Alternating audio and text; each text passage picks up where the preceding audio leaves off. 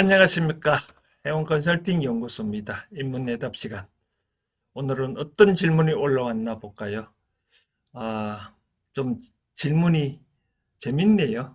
사람의 인간관계를 나이가 들면 어떻게 해야 되느냐는 질문인데, 보면 나이가 들어 60대가 넘어가면 어떤 사람들은 이제는 새로운 인연을 만들지 말고 불필요한 인연을 정리하며 살아야 한다고 말합니다. 그렇죠? 반면 또 다른 사람들은 인생 말년일수록 외로움을 피하기 위해 동호회 활동이나 사회 활동에 적극 참여하여 새로운 인연을 많이 만들어야 한다고 이야기합니다. 과연 어떤 말이 더 옳은 것일까요?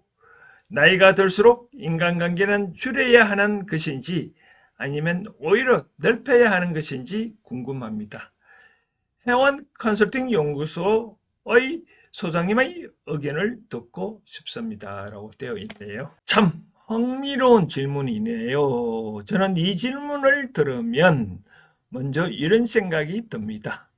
사람들은 흔히 인간관계를 숫자로 생각하는 듯합니다. 친구가 많으면 좋은 것이고 아는 사람이 적으면 외로운 것이라고 생각을 다들 하고 있죠. 그런데 인생을 오래 살아보신 분들은 압니다. 사람이 많다고 외롭지 않은 것이 아니고 사람이 적다고 외로운 것도 아니라는 사실을 말입니다. 실제로 주변을 보면 연락처에 수백 명이 저장되어 있는데 정작 아플 때 전화할 사람이 없는 분도 있습니다. 반대로 평생직이 두세 명밖에 없어도 늘 행복하고 안정된 삶을 사는 분도 있습니다. 그래서 저는 먼저 질문 자체를 조금 바꾸고 싶네요.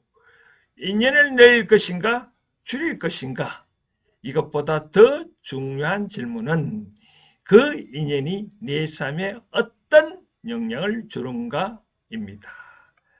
젊은 시절의 인간관계는 대체로 확장형입니다.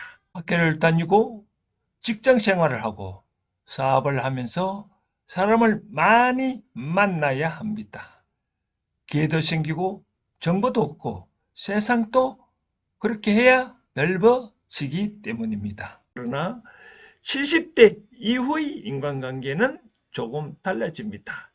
이 시기에는 경쟁보다 공감이 중요해지고 성과보다 편안함이 더 중요해집니다. 그래서 무조건 사람을 많이 만나는 것이 능사는 아닙니다.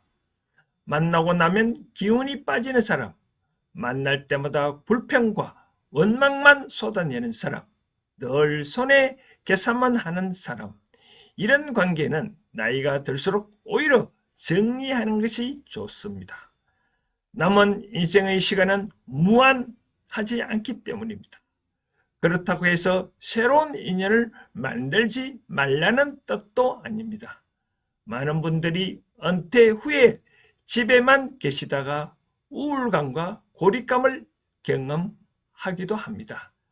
직장도 없어지고 자녀들도 독립하고 배우자와의 대화도 줄어들면서 세상과의 연결고리가 점점 약해집니다.